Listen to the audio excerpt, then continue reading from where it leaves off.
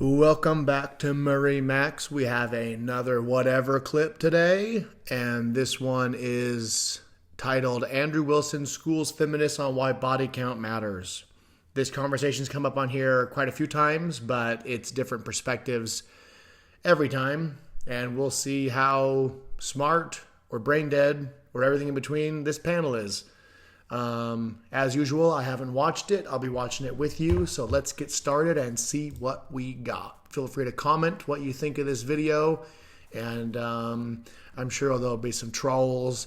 I'm sure it's going to trigger some people to hear about, body count conversations. Some people just can't handle even hearing a topic. It's like, just engage. But anyways, here we go.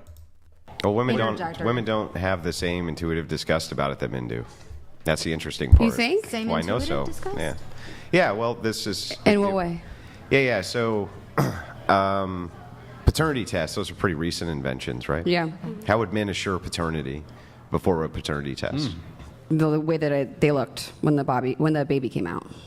How else? What would be the best way to assure that the child was yours? Make sure that you're the only one having sex right, with her. You're the only one, right? Right. Bingo. So... For the assurance of reproduction, for the purposes of survival, right? It makes sense why men have this kind of like revolt carriage to women with multiple men. They want to assure that that's their offspring. If they can't assure that it's the offspring, it also is detrimental to the mother because then they can just deny it, right? It's not. Well, and in modern times, people say, well, we have paternity tests and we have the ability to know who the father is. We can check the DNA. That's not always the point because some of these things are ingrained in our biology. I mean, from animals to humans, we have certain things that are just ingrained in us that are behaviors that just carry over. Some can be explained more than others, but it's like, for example, no matter what kind of dog it is, you ever seen a dog walk in circles before it lays down? Even if it's on the carpet or the couch, whatever, there's no more grass or anything it has to stamp down before it lays down, but it still does things like that. It's just ingrained. And you slept with multiple men, so that's it. That's why that revolt or disgust is there for men. It's not. You don't think that that's societal in there too? What do you mean? I don't know if there's. This is just what you find socially when you give different polls and different questions between the sexes. Correct. It's not that women don't care about it. I'm not saying that, right? And some women really care about it. Mm-hmm.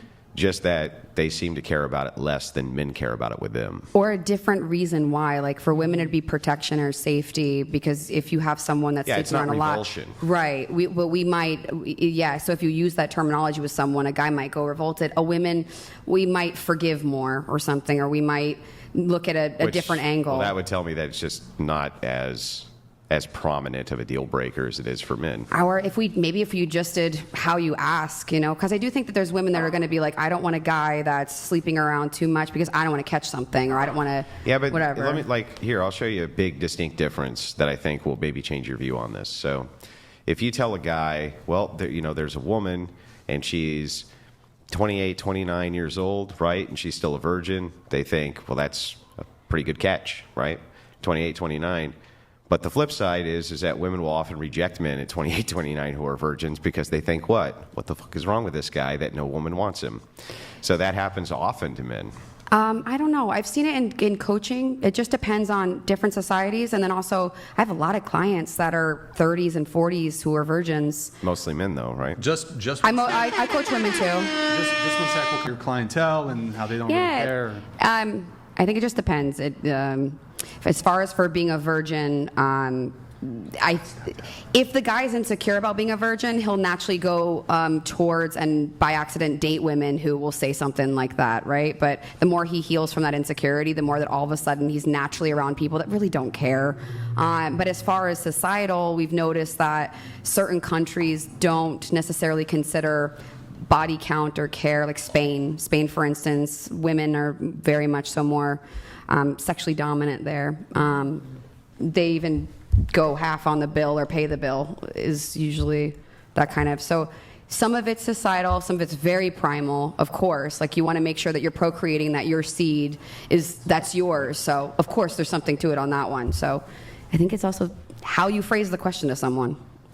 All right, let's do a really. I don't know if it would be how you phrase it What do you mean how you phrase the question? If you ask a woman, hey, would you care if you were dating a guy and he was sleeping around with a whole bunch of women, while you guys were in a relationship? I'm sure she's going to have like a repulse factor in that, right? Yeah, of course. Sure. But that's not really what you would ask, right? So what the question determines, like, if you're asking previous partners, right?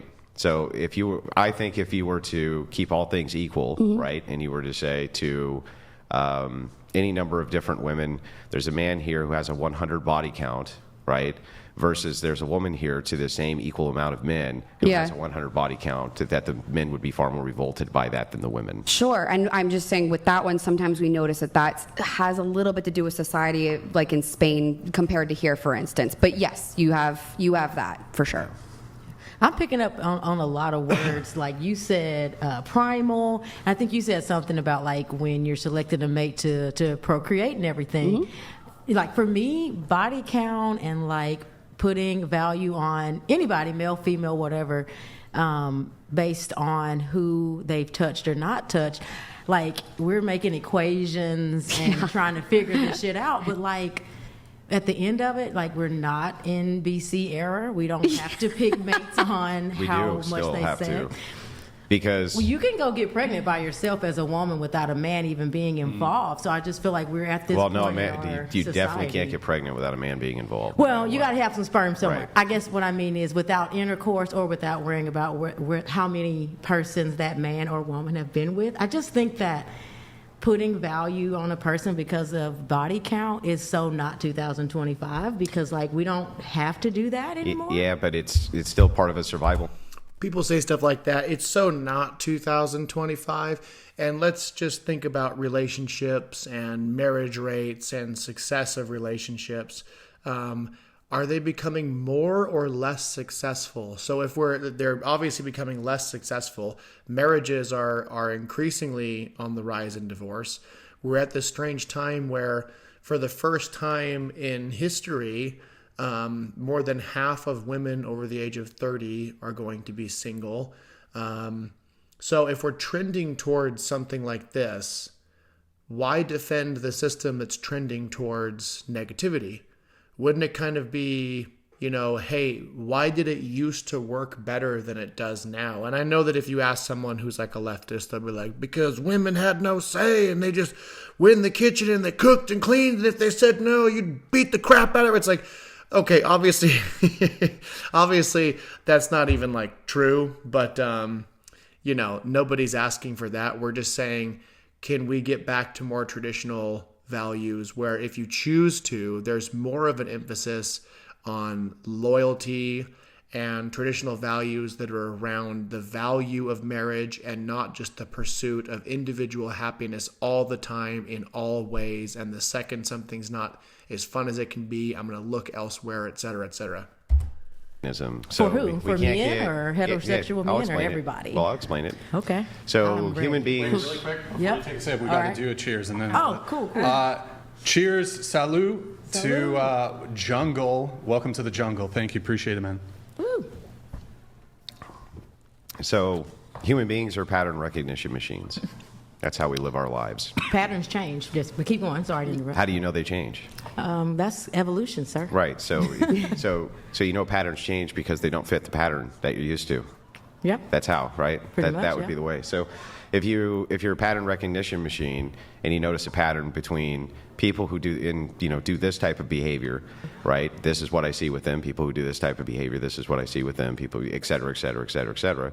The reason that's ingrained inside of you to make those risk calculations is so that you can survive and thrive long term. And every human being does this, like all of them.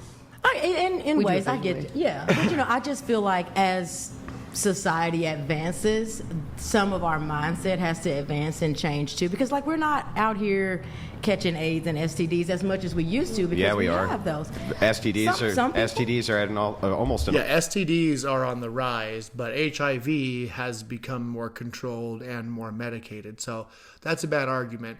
But people tend to have a hard time seeing past their own ideology and their own beliefs. So when she says we should be, it's more modern times, we should be able to advance in our thoughts. Sometimes advancing in your thoughts is realizing that the direction that you were headed in was wrong, and you've weighed the information, you've looked at the facts, you've looked at the data, and it's time to actually kind of like go backwards on some things. Backwards isn't always a bad thing. There's lots of things like you take the issue with kids and hormone blockers and some of the things that they're doing. Even if you wanted to get into, actually, I'm not going to say it for the channel. I was going to say something that had to do with a certain disease that was going around not too long ago. And so I'm not even going to touch on that because I don't want my channel to get in trouble. But, you take like the kids and the hormone blockers. It wouldn't be a bad thing if the data started to show that it was an overwhelmingly damaging thing and it was irreversible. So to reverse and take a step backwards on that, that's what evolved thinking looks like. But we do this weird thing where it's like, something's not working, we must double down on it. And we also must silence anyone who speaks out against it. That's what's brought us to this modern state of affairs with lots of things in society. And, it's just not always the best thing. A lot of times, altering course is advanced thought. I'm high, I believe. Like they're Herpes, increasing. HPV. They're increasing. Yeah. In fact, STDs we almost got rid of are now back with a bang. That's interesting. So that, to me, that says that more, I may be wrong, this is just like a personal opinion, like maybe if STDs are kind of on a rise or not going down, it seems like promiscuity is in a way, because people who have STDs are obviously still having sex and having sex and having sex. So some consider it a very important thing. There's reasons though, right? Like it may be, there could be trends you could point to that promiscuity is going down actually, but what is going up is things like sex work and the amount of people who are involved in sex work. Promiscuity that in is different a place, avenues, that's a place sure. where you would grab a lot of STDs and get them out to the general public, right? Your risk assessment for that is way, way, way higher. So if that's the case, you wouldn't actually need general societal promiscuity to go up, just a small portion of the society to engage in high-risk behavior and then move it out. That's what happened with HIV, for instance. Yeah. Right? Same thing. It was a small subset of the population, but they were heavily promiscuous. That moved out to the other subsets of the population. Yeah. In a way, yeah. I think it's also because there's a lack of sexual education in schools now. Yeah. No, there's not. This is the dumbest argument ever. People. So the left will post articles about how children don't have access. It's always the word access. They don't have access to these certain things.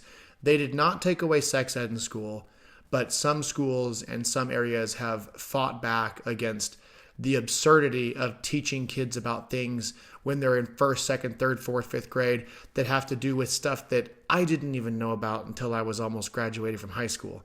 And it wouldn't have served me better to be a second grader that knew how to, do blank with another guy or how to use a different access point to the body than what you would think is, more mainstream and old school.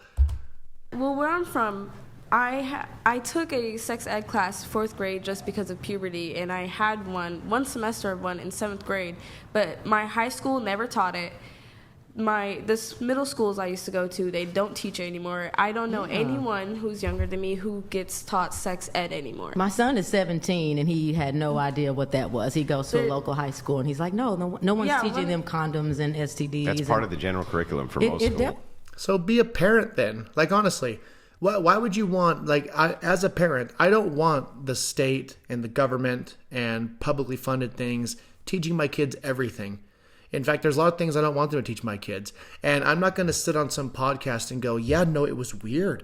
Like when my son was 17, he had no idea. How do you not already know that? Do you not talk to your kids? And it's not like we're sitting around just talking about sex, but it's like as a parent, you usually have to have a permission slip for something like that. So if you notice that your kid is 11, 12, 13, 14, 15, 16, and then 17 years old, you've never had to see a permission slip for something like that, you're either not paying attention or you just don't care. I think it's so. I think it's the areas. It's the area. But also, it's not like, I've never really bought this. There's not enough sexual education in schools. There was a huge primary campaign run on that throughout the 90s and in the early 2000s. and it didn't do anything, nothing. And here's the thing, convincing me that the average 13 to 15-year-old doesn't know anything about sex and they know modernity is things. fucking insane. You're gonna. Yeah, let's be real. They got the internet in their hand. They know too much about sex often. And so they may not know exactly how like a sperm will inseminate an egg and the periods of what happens in the first trimester or the second trimester. They may not know all of those details, but I think it was Jordan Peterson. He made a really interesting point, and it's something to think about, where he was saying like the average 10-year-old or the average 12-year-old boy has seen more naked women than the average adult male who lived even just 100 years ago. And so, I mean, sex is everywhere. When I was younger, the things that can be shown on even just Instagram, or I don't want to say TV because I don't watch TV, but I'd imagine that like because of shows that I watch that also appear on TV channels, the things they can show now, they would be only allowed to show that. Well, first of all, when I was even in grade school and junior high, that stuff would never be allowed on regular cable television. Then there came a time where you could show it certain things, but it would have to be, or say certain words, but it would have to be after like 10 p.m. But you would need something like Cinemax or HBO to show what they show on TVs now that are rated TV 14, which is kind of like PG 13. And so things have changed. Sex is everywhere. Just to say that like a 15 or 16-year-old that goes to public school doesn't know about sex because they didn't sit them down and say, this is a penis and this is a vagina. That's just crazy. That's crazy. Things. Of You're course gonna they learn. do. You can Google things now. I with sex education and everything, it's like you're not gonna really understand a lot of it until you experience it or make the mistakes, and you won't even hear it anyway. A lot of it too, like trauma. Trauma has a lot to do with whether or not you're escaping in sex, and that's at any age. So you can tell someone all day long, you shouldn't do this, you shouldn't do that, but they're gonna. I think trauma's a cope. I think that. So here's what I think. I think that a lot of women utilize the trauma excuse for their promiscuous past when they really just wanted to get dicked down by a stud. And what they do is they cope about it. And they're like, no, see, the reason that I went down and got dicked down by so many studs is because my trauma that happened when I was younger, this bad thing happened to me.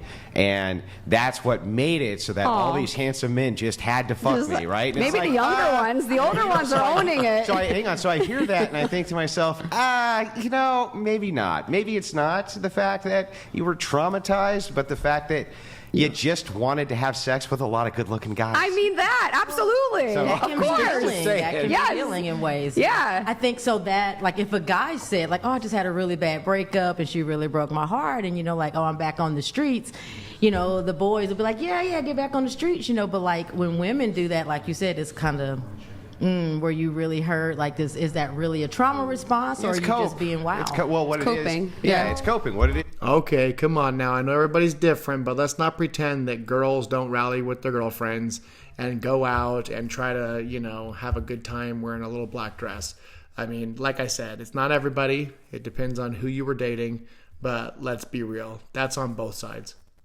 Some of it's coping. They're doing this. They're going, look, my dating chances drastically go down because I've slept with and now the numbers are fucking astronomical, like 50, 60, 70 guys, right? I've slept with that many guys. You when, have? When people, Wait. when people realize, I know I would love to clip this part of it and just post it because it sounds like Andrew's talking about his background of having slept with 50, 60, 70 guys. But anyways. 60 to 70 chicks. I mean, dudes. boy, you got me, Brian. So Clip it and shift. that's it, what boys. that's what they'll say, right? Yeah. And so if they do, right, their chances for having like the kind of more high status man, especially in their 30s, is going to greatly decrease in comparison to women who haven't. It also is showing to have psychological effects with bonding and attachment issues. There's, certain chemicals that your brain releases when you engage in certain activities. And some of them aren't endless chemicals that can just keep happening forever. And there's a bonding issue when it's there's also statistics that show that if you've had 5 partners, your rate of divorce is X. If you've had over 7 or over 10 or over 12 or over 15, and the higher it goes, the lower your chances of having a successful marriage become later in life. Debate the reasons for that all you want, but it just isn't the data. And so let me know what you think in the comments. Thanks for tuning in. I'm going to keep making some more videos. So if you guys keep supporting, I'll make more and more and more. I get excited when I see that you guys are in there commenting. I love a good debate/fight in the comments. So, let each other know what you think, respond, and let's see what we can accomplish here with some good old-fashioned debate.